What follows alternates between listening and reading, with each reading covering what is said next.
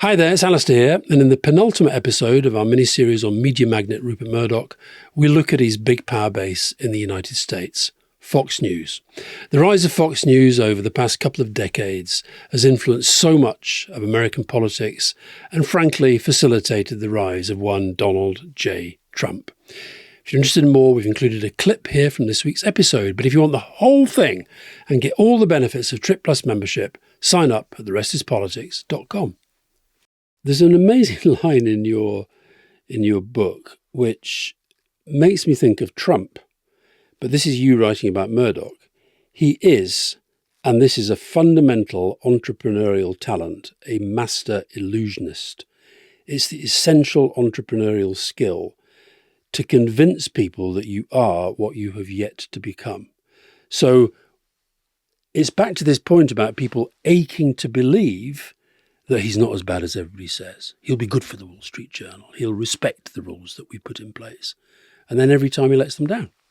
Is that his great skill? I think Rupert has a lot of skills. In the end, as mendacious as you certainly, and I would agree, you want to characterize Murdoch, you have to say somehow he accomplishes what he sets out to do. And this becomes a perfect, the means justify the ends. Most people never get to the end, and they give up. And he manages to. It's like he just sits there just until it gets done. He never gives up. Yeah. So that's his purchase of Dow Jones. It's a big thing in the American media landscape. But in a sense, what's had the really big influence, certainly on American politics, is Fox News. And we mentioned... And just something before you get there, because I think it's important, he buys the Wall Street Journal at the top of the market. So, it's still in his head. He's pursuing something that other people in the media business know has passed. And he will overpay by a factor of probably 3 for the Wall Street Journal, and they will write down almost the entire value of that business within a year, within, I guess, 18 months. Yeah. So he's actually not just doing this about money. This is about owning the vehicles that allow him to have greater command of a political space as well. Even that, I think it's just owning newspapers, just the love of newspapers. Okay. We mentioned briefly in the last episode, Roger Ailes. I don't think I ever met Roger Ailes. He might have been at one thing I spoke at in Mexico. I can't remember. I came to know Roger very well and to like him considerably. And he was, and he was even more mendacious than Rupert himself. Why do you like these lying people? What is it, Michael, about these liars that attract you? Oh, yeah, it's a really, really good question because they are, I don't know, because they are so vivid and cynical and in their own ways honest. Right. Honest because he doesn't hide the fact that he's a liar. Exactly. And out of the other side of his mouth, he will tell you the truth. They're incredible storytellers. Also, Roger Ailes was a storyteller. Yeah. But Murdoch's not a great storyteller. No. He's a myth maker. My feelings about Murdoch is I actually like Murdoch when you're with him. Because first thing, he actually tells you what he's thinking at the moment. He just doesn't have any self-awareness, so he can't tell you why he's done something. You're not really drawn to Murdoch because, he's closed off. Somebody like Roger Ailes is not. And Roger Ailes is somebody who's pretty well known in the political world. He's worked for Ronald Reagan. He's worked for George H.W. Bush. He worked for Rudy Giuliani when he was running for mayor in New York. Why does Murdoch hire him? Okay, let me just dip back a second here. So in the mid-90s, Murdoch is actually trying to buy CNN. CNN, they won't sell it to him. So in a kind of a Murdoch knee-jerk reaction, it's like, okay, you won't sell it to me, then I'm going to start my own. So he starts his own 24/7 news network, which is incredibly expensive. He hires he doesn't know him. Roger Ailes is a conservative political. Why did he choose him then? Guy, because he was available. He had been working for NBC. He was a well-known television guy who had political experience. He was working for NBC and had just been fired from NBC, actually, for making an anti-Semitic comment about someone else in the company. Actually, that someone else in the company is a guy by the name of David Zaslav, who now runs Warner Discovery, so one of the big people in the industry. So he was out of a job and available, and Murdoch got together with him. They hit it off, and Murdoch hired him. Some of the people Ailes did not hit it off with were Murdoch's kids. Later, I mean, at the moment Fox begins, it's kind of nothing. And for how long is it nothing? It makes its bones on Clinton, Monica Lewinsky. It gets out front of that, and it immediately, the tabloid culture comes out in a television news product. And again, tabloidism has never worked for Murdoch in the U.S. Mm. It does in the form of Fox News, although not because of Murdoch. So Fox News is started. Ailes asks for basically carte blanche on the editorial side. Murdoch gives it to him, and he goes to town. Now, and Murdoch doesn't... Just on that though, Michael, what is it in Roger Ailes that it seems to me throughout Murdoch's life story, uniquely amongst these media executives, Murdoch goes along with that, doesn't intimidate, doesn't interfere? Is that Ailes' force of personality? Yes, but more importantly, it's television.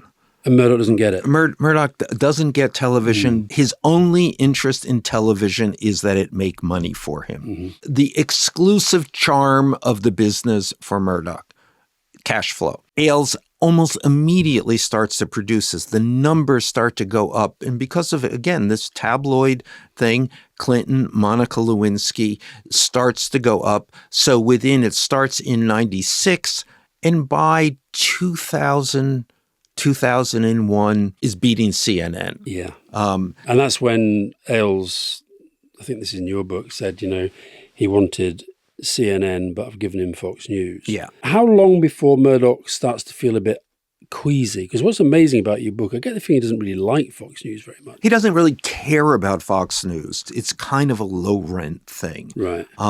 But it starts to make money.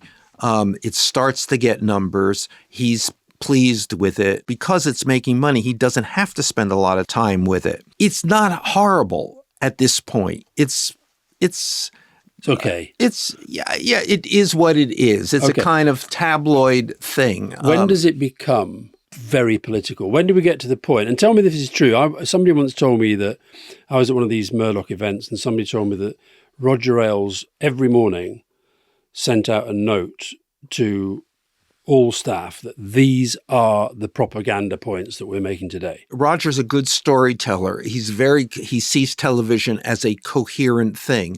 He sees news as it's not CNN. It's not running a newsroom. It's very top down. I'm speaking to an audience. I'm not giving the world the news. I'm giving an audience what it comes here to get. It starts to become something else, something more aggressive, more toxic, more clearly agenda-driven in 2008. What happens then? Obama becomes president. In 2008, during the campaign, Murdoch becomes, and everybody in his family is an Obama person. The children willingly, and Rupert maybe. Well, more he's brought along, and Wendi too, particularly. Yeah. And the whole world. Remember that world, just to go back, it's very hard to remember now, 2008, there's an incredible moment. Obama is... Optimism. Yes. Yeah. During the campaign, Murdoch has been trying to get a meeting with Obama. Obama won't meet with him, but finally agrees. They show up. I think this is in New York, and Murdoch brings Ailes along. First, Murdoch sits down with Obama, and they have a good meeting. And actually, Murdoch says to him, the one thing that I've learned, I've known every president.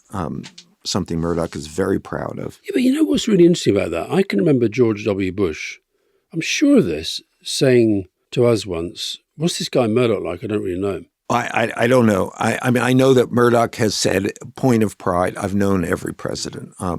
Whether he's forgotten one, very possible. But he says to Obama, "This I've known every president. I have one piece of advice for you, and that's you have 6 months. That's the moment when you can do something."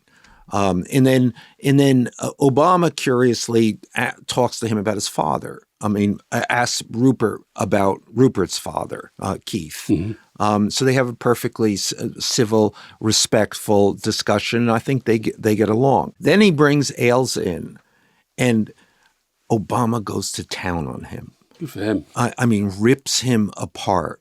You know, you've accused me of being a Muslim. Just a full force attack. Which, hold on, Murdoch probably didn't enjoy. I don't know if that's true. And I've wondered if maybe he staged this because he's nice. No, it's not. He would like to bring Ailes under control. And he would like, you know, as I say, the family, including Murdoch, has decided they are supporting Obama.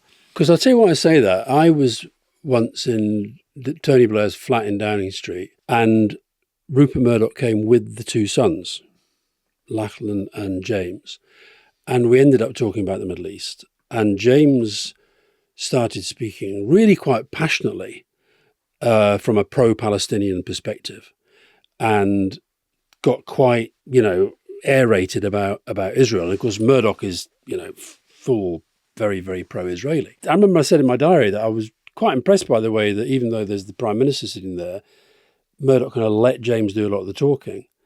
But then when it got where he could sense that Tony was maybe just thinking this was going a bit far, and James started swearing and saying the fucking Israelis and this sort of stuff. And that was the first point when Rupert Murdoch stepped in and said, "James, you don't talk like that in the Prime Minister's house."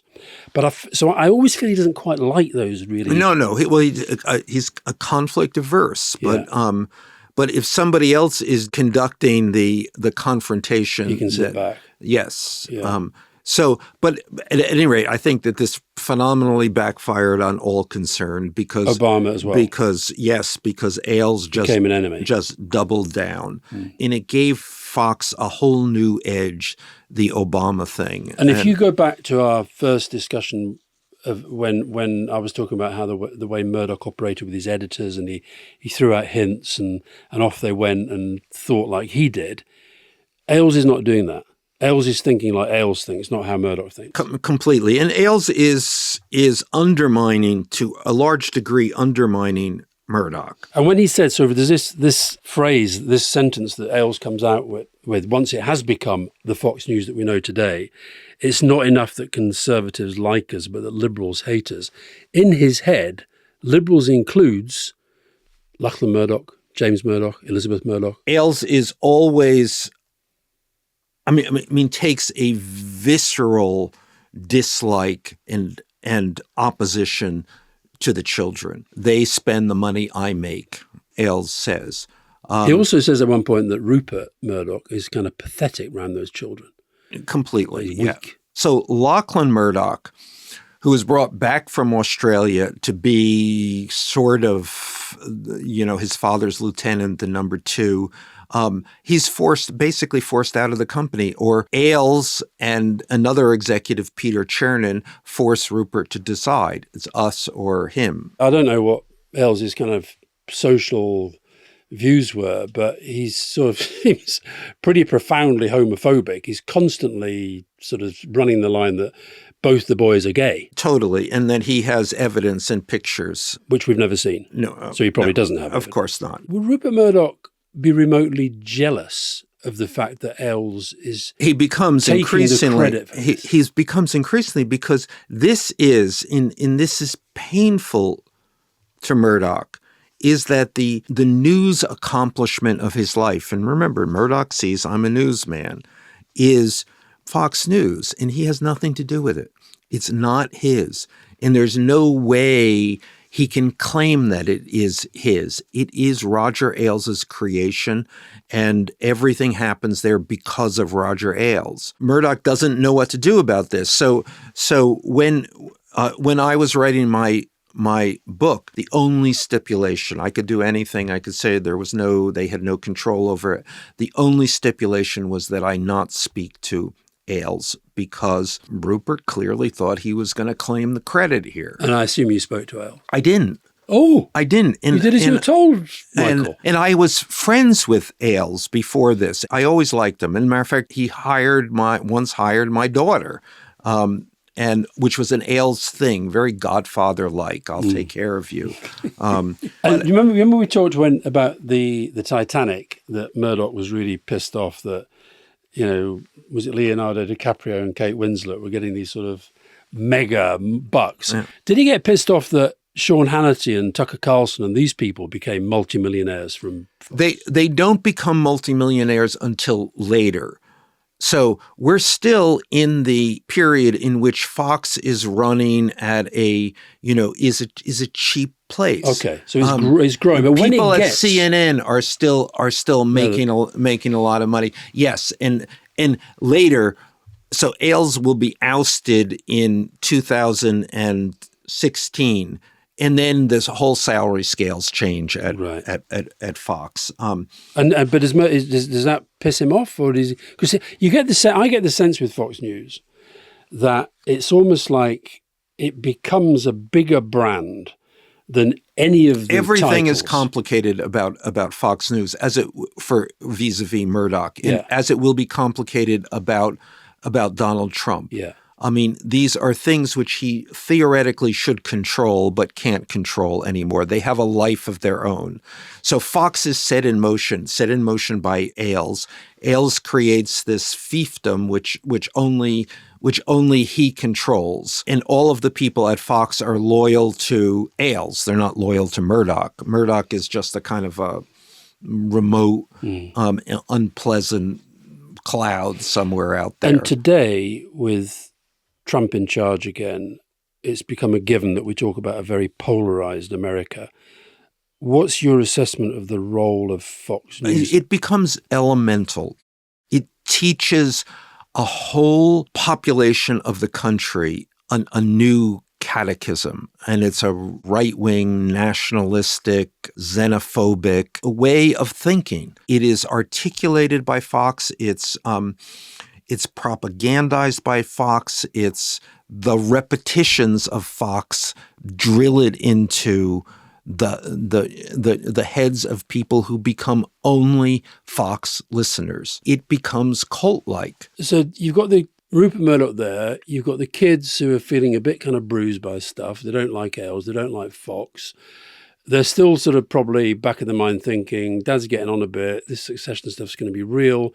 How are they dealing with all this? I'm not sure that they know how to deal with it yet, but their first step and the first thing that they respond to is Fox News. I mean, and this becomes Fox News, and this is by about 2012.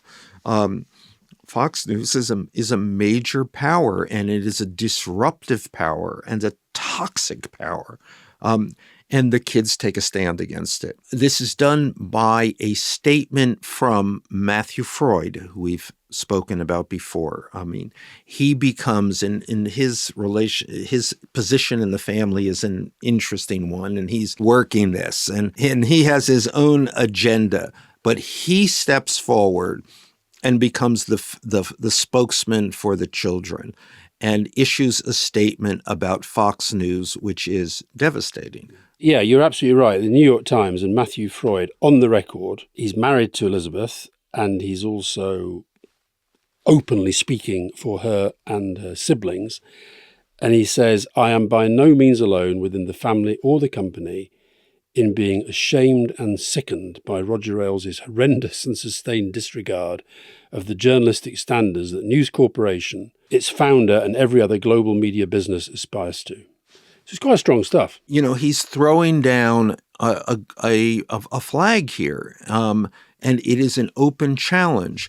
Now, and it immediately backfires because Ailes goes to Rupert and says, "You're fucking children. I'm going to quit if you don't do something." And what happens? Rupert gives him a new contract worth significantly more money. And where did the kids go? They stew. This goes on to create more dissension. And the kids vow to do something about this. Well, we'll come on briefly, shortly, to when they finally see the back of Ailes. But meanwhile, Rupert's third marriage is falling apart. You think it's already fallen apart, but that's now becoming public and it's ending. Yes, but even that surprises everyone. I remember actually I was in London and I remember the moment people started to call, they could not believe it, that again a Murdoch marriage was breaking up.